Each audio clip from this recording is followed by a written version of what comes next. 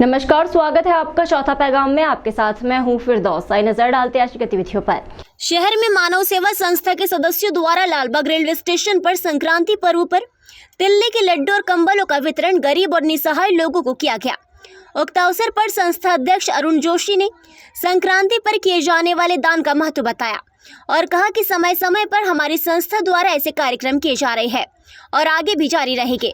उक्त अवसर पर संस्थापक उषा अग्रवाल, संरक्षक मंसूर सेवक और धुआधार शर्मा जी, पूर्व अध्यक्ष प्रेमलता सांकले, सचिव कीर्ति मेहता, कोषाध्यक्ष धर्मेंद्र सोनी, उपाध्यक्ष चंदा जांगड़े, अंजू कटकवार सहित सदस्यगण देवचंद शर्मा, हेमंत ठाकुर, नंदकिशोर वाणे, असलम खान आदि मौजूद थे। उक्त जानकारी मीडिया प्रभारी अतुल्ला खान द्वारा दी गई। लालबाग रेलवे स्टेशन पर गरीब असहाय लोगों को तिलगुल के लड्डू, कंबल वितरित किए गए हैं। मकर संक्रांति के दिन गुड़, तिल्ली, लड्डू और खिचड़ी का वितरण करने से पुण्य को प्राप्ति होती है।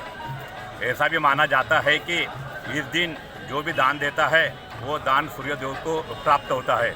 मानव सेवा सबसे अच्छी सेवा है। हर इंसान ने मानव सेवा कार्य करना चाहिए। बुरहानपुर जिला प्रशासन द्वारा शासन के आदेश के बाद धार्मिक स्थलों पर लगे लाउड स्पीकरों को सख्ती के साथ उतारा जा रहा है। लाउड स्पीकरों को नहीं उतारने पर धारा 144 उल्लंघन के तहत कार्रवाई करने की बात की जा रही है, जिसको लेकर मंगलवार को कलेक्टर कार्यालय पहुंचे MIM पार्टी और शिवसेना के पदाधिकारियों ने विरोध करते हुए प्रशासन को राज्यपाल के नाम ज्ञापन दिया। शिवसेना इंदौर संभाग प्रमुख आशीष शर्मा ने कहा कि गुजरात उच्च न्यायालय के निर्णय अनुसार धार्मिक स्थलों पर लगे लाउड स्पीकरों से ध्वनि प्रदूषण नहीं होता है। जिला प्रशासन द्वारा शासन के आदेश के बाद पुलिस के सहयोग से धार्मिक स्थलों पर लगे लाउड स्पीकरों को जबरदस्ती उतारा जा रहा है। नहीं उतारने पर कार्रवाई करने की धमकी दी जा रही है। प्रशासन की कार्रवाई के विरोध में सभी धर्म के लोग एकत्रित होकर विरोध दर्ज करेंगे।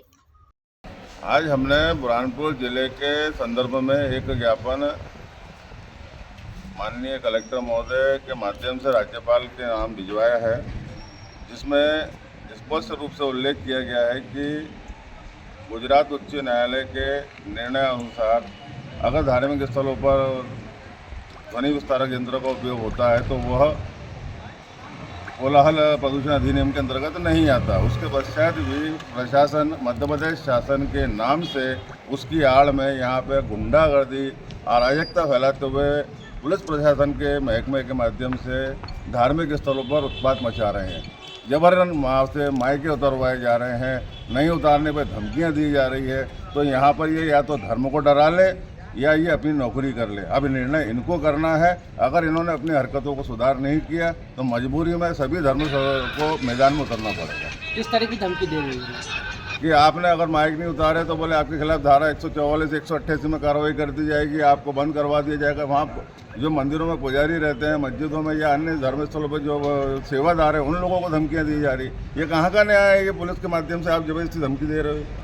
तो इस प्रकार का अगर व्यवहार आप रखोगे तो ये अनुचित है और इसका विरोध तो हम करते आए हैं और करेंगे। और अगर इसको आवश्यकता पड़ी तो सख्त विरोध किया जाएगा, जिसका खामियाजा प्रशासन को उठाना पड़ेगा। उसके हम जिम्मेदार नहीं हैं। पर उपयोग की अनुमति के संबंध में जो है वो ज्ञापन दिया गया है। महामहिम राज्यपाल को संबोधित ज्ञापन कलेक्टर साहब के माध्यम से उचित कार्रवाई के लिए प्रेषित किया गया है। सलीम कॉलोनी में कॉलोनाइजर द्वारा ऐतिहासिक धरोहर को JCB से तोड़ने के मामले में मुस्लिम समाजजनों द्वारा लालबाग पुलिस और तहसीलदार को शिकायत की गई है। शिकायत पर तहसीलदार रामलाल पगारे ने मौके पर पहुंचकर निरीक्षण किया और पटवारी को जांच करने के निर्देश दिए हैं।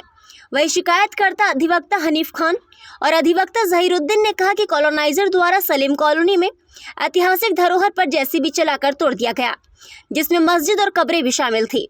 शिकायत करने पर कॉलोनाइजर द्वारा फरियादियों को धमकी दी जा रही है। हम प्रशासन से मांग करते हैं कि मामले की जांच कर ऐतिहासिक धरोहर को तोड़ने और धार्मिक स्थलों को नुकसान पहुंचाने वालों पर सख्त कार्रवाई की जाए। कार्रवाई की मांग को लेकर पुलिस अधीक्षक और तहसीलदार से भी शिकायत की गई है। देखिए, पिछले कई सालों से मैंने वक्फ बोर्ड के जितने भी अहदेदार थे उनसे ये कहा कि देखिए ज़मीन वक्फ की है, यहाँ पर मीनारे है, मस्जिद है। एक्चुअल में वो मस्जिद, मैं बता दूं आपको, वो मस्जिद थी जिसको ध्वस्त कर दिया गया। वहाँ पे कब्रें थी 40 रिकॉर्ड में, 40 मज़ारे, 3 कब्रें, और उसको पुरातत्व विभाग के डिपार्टमेंट में वो उसको उन्होंने एडॉप्ट किया हुआ था। आप उसका जो मलबा है तो पीर फाखर कब्रस्तान है उसके पास में फेंका है ले जाकर, तो उसको कितनी ताकत से उखाड़ा गया है।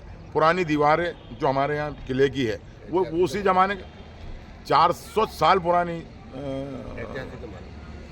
क्या था वो HSC इतिहास तो इन्होंने JCB से जो ताकत लगाकर उसको उखाड़ा है और नेस्त नाबूद कर दिया। हम SP साहब से मिले, SP साहब को हमने ये कहा कि श्रीमान 22 तारीख का हमारे देश का जो मसला है राम मंदिर का वो ठंडा हो जाएगा, उसके बाद हम लोग ठंडे नहीं होंगे।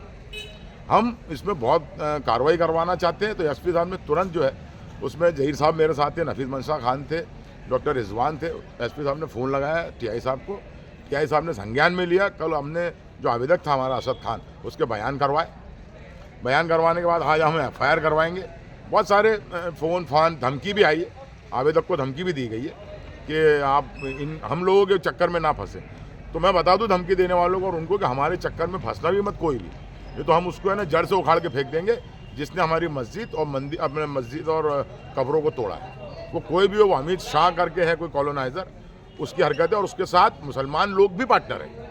हम उनके भी पर्दाफाश करेंगे। अभी हम लोग हमारे तौर पे भी जांच कर रहे हैं और ये भी जांच करवा रहे हैं हम। हाँ, मेरे द्वारा भी मौका निरीक्षण किया गया था। जहीरुद्दीन वकील साहब और हनीफ वकील साहब हैं, उन दोनों के साथ मेरा संयुक्त रूप से विजिट की गई थी। खसरा नंबर 528 का मैटर है वो। तो इस संबंध में जहीरुद्दीन शेख साहब और जो हन्नू वकील साहब है उनके द्वारा थाना शिकारपुरा में FIR के लिए आवेदन भी प्रस्तुत किया गया है और थाने से हमारे द्वारा हमारे न्यायालय से जाँच का भी एक आवेदन उनका प्राप्त हुआ है। पटवारी को जांच के लिए दे दिया गया है। मेरे द्वारा भी मौका किया गया तो वहाँ पर कुछ जो मटेरियल है मलबा वहाँ जहाँ नाले के पास में फेंका गया है तो उसको देखा गया है। कितने लोगों के खिलाफ FIR का मामला? आप देखते हैं जांच में आएगा। वो थाना प्रभारी लालबाग महोदय जांच कर रहे हैं और हमारे पटवारी से जांच आ जाएगी तो फिर वो रिपोर्ट भेज देंगे। सर दोषी पाए जाने पे क्या कार्रवाई हो सकती है? अब वो थाने से ही कार्रवाई होगी, जो भी कार्रवाई होगी वैधानिक। बुरहानपुर के लालबाग मिलचाल क्षेत्र के रहवासियों ने मंगलवार को कलेक्टर कार्यालय पहुंचकर क्षेत्र में लग रहे मोबाइल टावर का विरोध किया। रहवासियों ने कहा कि घनी आबादी वाला रहवासी क्षेत्र होने के बाद भी यहां पर निजी कंपनी का मोबाइल टावर लगाया जा रहा है, जिसके रेडिएशन के कारण आसपास रहने वाले लोगों में बीमारियां होने का डर है। मोबाइल टावर को लेकर रहवासियों का विरोध होने के बाद भी यहां पर टावर लगाने का काम किया जा रहा है। रहवासी मांग करते हैं कि टावर लगाने की अनुमति को निरस्त किया जाए। 44 मिल एरिया में रेसिडेंशियल एरिया में जो हाईली कंजेस्टेड एरिया है, बहुत डेंसली पॉपुलेटेड है, वहाँ पे एयरटेल टावर लगाया जा रहा है, जिसको लेकर के मोहल्ले के बहुत सारे सभी लोगों को आपत्ति है। जिसी आपत्ति के संदर्भ में आज कलेक्टर मैडम को शिकायत कर रहे हैं। क्या नाम है आपका? निखिल नेवे। कहाँ लग रहा है टावर? टावर कहाँ लग रहा है? टावर रेसिडेंशियल आवास में, पर्सनल आवास में। कौन सा एरिया? वार्ड नंबर 44 कॉर्पोरेशन बाजार। भारत और पाकिस्तान के विभाजन के समय बुरहानपुर छोड़कर पाकिस्तान गए पाकिस्तान के पूर्व विदेश मंत्री शरीफुद्दीन पीरजादा की बुरहानपुर में स्थित संपत्तियों को शत्रु अधिनियम के तहत जब्त करने की मांग को लेकर मंगलवार को शहर के डॉक्टर आनंद दीक्षित ने जनसुनवाई में पहुंचकर शिकायत की। उन्होंने कहा कि पाकिस्तान के पूर्व विदेश मंत्री शरीफुद्दीन पीरजादा का जन्म बुरहानपुर में हुआ था, लेकिन भारत और पाकिस्तान विभाजन के समय उन्होंने बुरहानपुर छोड़कर पाकिस्तान चले गए थे, जबकि उनकी संपत्ति आज भी शहर में होने के बाद भी प्रशासन द्वारा उसे शत्रु अधिनियम के तहत जब्त नहीं किया गया है। हम मांग करते हैं कि उनकी संपत्तियों को राजसात किया जाए। इस संबंध में अपर कलेक्टर वीर सिंह चौहान ने कहा कि शिकायत मिलने के बाद मामले की जांच की जा रही है। भारत सरकार का एक एक्ट है शत्रु संपत्ति अधिनियम 1968, जिसमें समय समय पर संशोधन भी हुए हैं। शत्रु संपत्ति अधिनियम ये कहता है कि जो पाकिस्तान बंटवारे के समय देश छोड़ के चले गए, वो शत्रु देश के साथ चले गए तो शत्रु संपत्ति उनकी संपत्तियाँ। ऐसे ही बांग्लादेश के टाइम पे भी जो है चले गए, उनकी संपत्ति, और चीन युद्ध के समय जो लोग गए हैं उनकी संपत्तियाँ जो है वो शत्रु संपत्ति के दायरे में आती है। शरीफुद्दीन पीरजादा ये वो नाम है जो बुरहानपुर में इनका जन्म हुआ और ये पाकिस्तान के विदेश मंत्री रहे। इनकी संपत्ति भी जो है बुरहानपुर में काफ़ी है, तो आज तक के जो है उस संपत्ति को चिन्हित नहीं किया गया। मेरी शिकायत ये है कि उन संपत्तियों को चिन्हित किया जाए और वो संपत्तियों को राजसात किया जाए। द्वारा की पाकिस्तान के पूर्व विदेश मंत्री शरीफुद्दीन पीरजादा, इसमें उनकी विदेश शत्रु संपत्ति यहाँ उनकी जांच किया जाए और हम उसकी विधिवत जांच करके जो भी नियमानुसार को कार्रवाई करें।